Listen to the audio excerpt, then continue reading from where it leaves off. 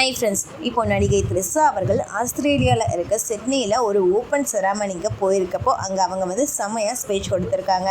அப்படி அவங்க ஸ்பீச் கொடுக்குறப்போ ரசிகர் ஒருவர் மேம் விஜய் சாரை கேட்டதா சொல்லுங்க அப்படின்னு சொல்லியிருக்காரு. அந்த வீடியோ தான் இப்போ சோஷியல் மீடியாவில் செம்ம ட்ரெண்டிங்காகவும் போய்கிட்டு இருக்கு. பட் அதுக்கு த்ரிஷா அவர்கள் எந்த ஒரு ரெஸ்பான்ஸுமே கொடுக்கல. ஆனால் அதை விட த்ரிஷா அவர்கள் எனக்கு தமிழ் ரொம்ப பிடிக்கும், தமிழில் பேசினா ரொம்ப பிடிக்கும், இங்கே நிறைய தமிழ் ரசிகர்கள் இருக்காங்க, அவங்கள பார்க்குறப்போ எனக்கு ரொம்ப ஹாப்பியாக இருக்குது அப்படிங்கிற மாதிரி நிறைய விஷயங்களையும் ஷேர் பண்ணியிருக்காங்க.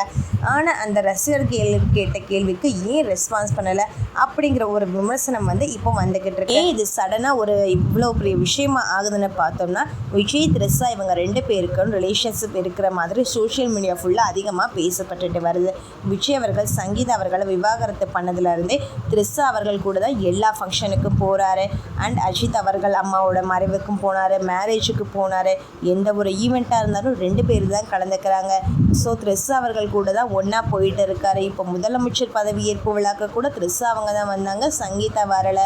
இப்படின்னு ஏகப்பட்ட விஷயங்கள் சோஷியல் மீடியாவில் வந்துக்கிட்டு இருக்கு. ஆல்ரெடி த்ரிஷா அவர்கள் இதுக்கு நாங்கள் 2 பேரும் ஃப்ரெண்டாக தான் இருக்கோம், எங்களுக்குள்ளே எந்த ஒரு தப்பான உறவும் இல்லை அப்படிங்கிற மாதிரி ஆல்ரெடி தெரிவிச்சிருந்தாங்க. இருந்தாலும் இந்த விமர்சனங்கள் சோஷியல் மீடியாவில் விவாதமாக தான் போய்கிட்டு இருக்கு. இந்த நிலையில் பார்த்தோம்னா விஜய் அவர்களை பற்றி த்ரிஷா எதுவுமே பேசாமல் இருந்து இப்போ பேச்சு பொருளாகவே போய்கிட்டு இருக்கு.